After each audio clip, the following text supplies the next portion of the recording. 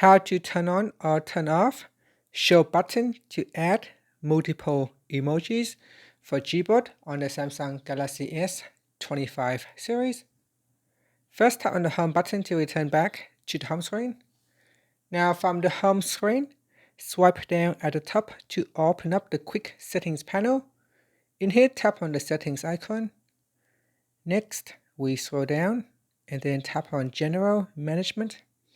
After that, we go down and then tap on Keyboard List and Default. Then tap on Gboard.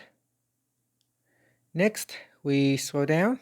In here, tap on Emojis, Stickers, and GIFs. Then we scroll down.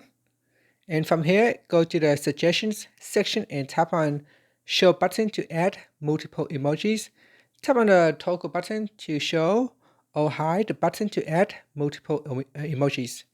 And that's it. After that, you can tap on the back key or tap on the home button to return back to the home screen. Thank you for watching this video. Please like and subscribe to my channel for more videos.